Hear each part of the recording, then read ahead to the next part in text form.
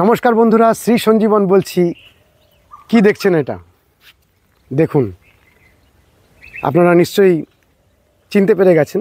যারা চিনতে পারেননি তাদের জন্য বলি, এটি হলো আমাদের ভারতের অন্যতম খুব জনপ্রিয় একটি মশলা। একটি নয়, দুটি মশলা, জায়ফল এবং জয়িত্রী। দুটি মশলা, কিন্তু গাছটি একটি গাছের থেকেই দুটি মশলা পাওয়া যায়।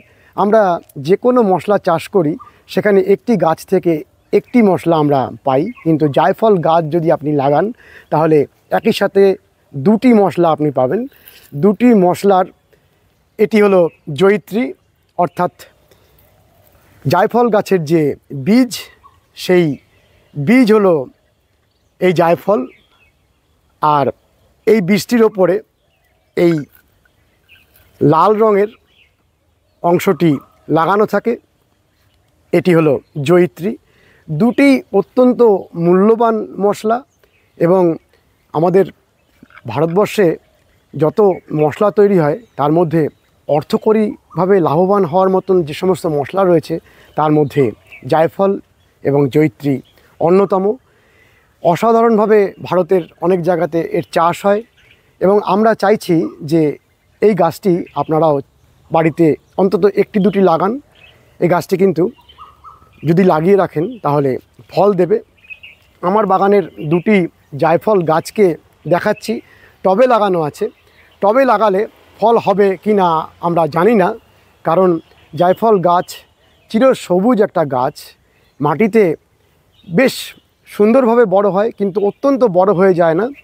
খুব সুন্দর একটা ঝোপালো গাছ হয়ে থাকে, আর তাতে বছরে 1000-এর ওপরে, 1000 থেকে 2000-এর মধ্যে জায়ফল হয়।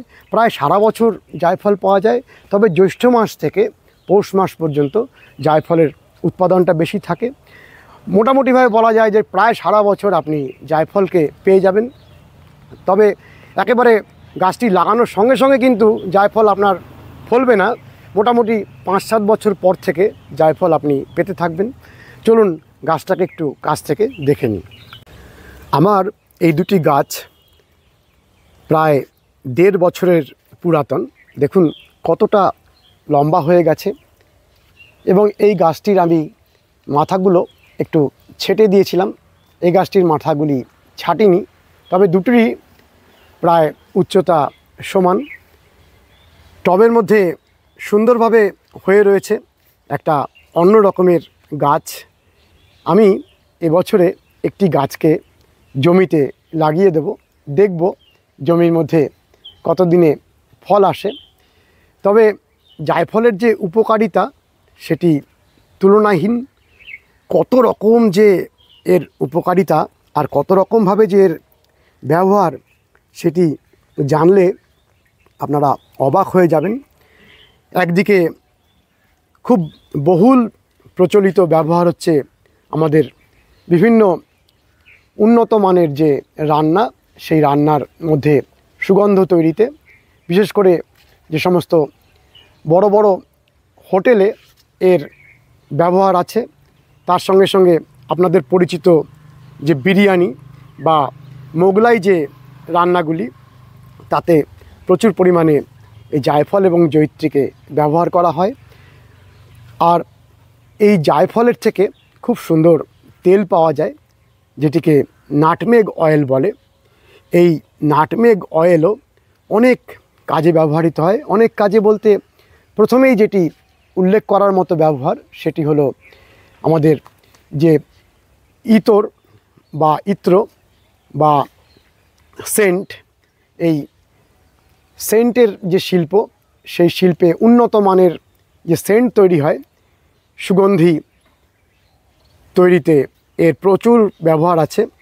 তার সঙ্গে সঙ্গে বিভিন্ন রকমের ওষুধ তৈরিতে, আয়ুর্বেদ এবং বিভিন্ন রকমের ওষুধ তৈরিতে প্রচুর পরিমাণে জায়ফলের তেলকে ব্যবহার করা হয়ে থাকে।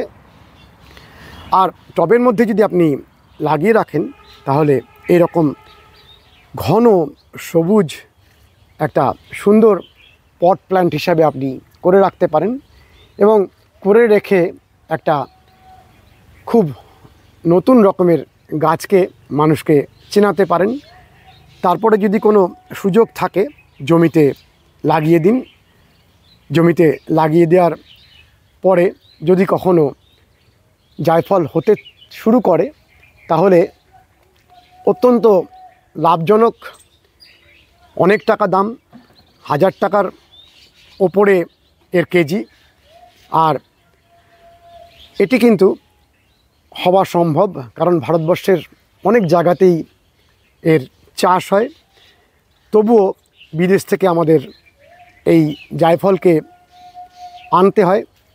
ইস্ট ইন্ডিয়া কোম্পানি এই জায়ফল চাষকে আমাদের মধ্যে জনপ্রিয় করেছিল।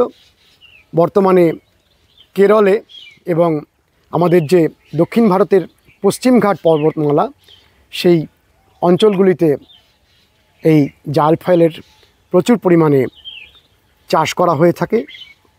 আর আমার বিশ্বাস এর যে চাহিদা সেটি মূলত দোআঁশ মাটি এবং উষ্ণ আবহাওয়া এবং তার সঙ্গে সঙ্গে মাটিতে যেন জল না দাঁড়ায়, ভালো বৃষ্টিপাত, এই কটির চাহিদা যদি পূর্ণ হয় তাহলেই জায়ফল খুব সুন্দরভাবে হতে থাকে। একটু লাল মাটি বা দোআঁশ মাটি এবং মাটিতে একটু আয়রনের উপস্থিতি জায়ফল গাছের অত্যন্ত প্রিয়। সেই হিসাবে এটি আমাদের পশ্চিমবঙ্গের বহু জায়গাতে চাষ হওয়া সম্ভব এবং অনেক জায়গাতে বর্তমানে চাষ হচ্ছে বলেও আমি শুনেছি। তবে জায়ফল এবং জয়িত্রীকে প্রচুর পরিমাণে ব্যবহার করা বিপজ্জনক।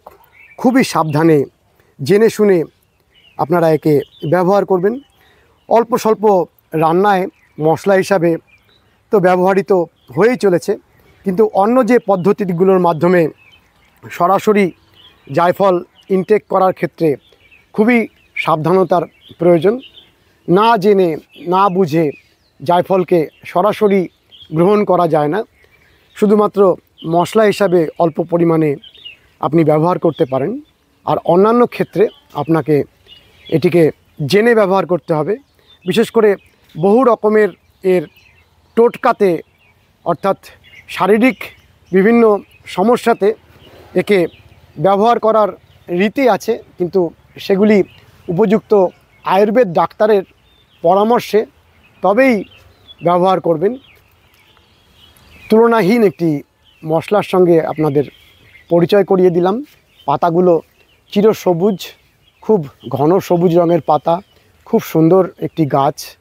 এবং আপনারা যদি আস্তে আস্তে এই গাছটিকে লাগাতে শুরু করেন তাহলে আগামী দিনে এটি একটি অর্থনৈতিকভাবে স্বনির্ভরতার পথে মানুষকে হয়তো অনেকটা পরিমাণে সাহায্য করবে। কারণ মানুষ বাড়ছে, এই সমস্ত মশলার চাহিদা দিনকে দিন বাড়বে। আমাদের বিশ্বাস যে এই মশলাগুলো যদি চাষ হয় তবে হয়তো অনেক মানুষ এর থেকে স্বনির্ভর হতে পারেন।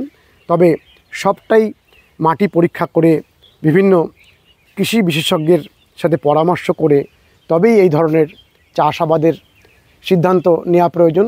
শুধুমাত্র প্রচুর লাভ আছে এটি চিন্তা করে কখনোই চাষের দিকে যাওয়াটি ঠিক নয়, কারণ চাষ করতে গেলে আপনার অঞ্চলে গাছটি হবে কি না সেটি জানা খুবই জরুরি।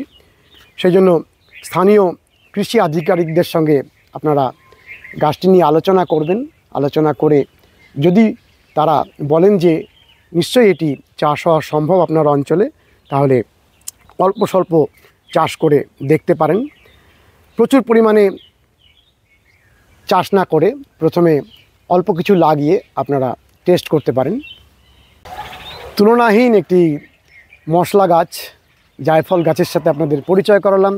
আমাদের ইচ্ছা আপনাদের সাথে এইভাবে নতুন নতুন গাছের পরিচয় করানো, এবং আমরা কথা দিচ্ছি যে আমরা মাঝে মাঝেই নতুন নতুন গাছকে আপনাদের সামনে তুলে ধরব। আজকের ভিডিওটি কেমন লেগেছে অতি অবশ্যই কমেন্ট করবেন, লাইক করবেন, শেয়ার করবেন, সাবস্ক্রাইব করবেন। ভালো থাকবেন বন্ধুরা, সুস্থ থাকবেন, ভগবান আপনাদের মঙ্গল করুন। নমস্কার।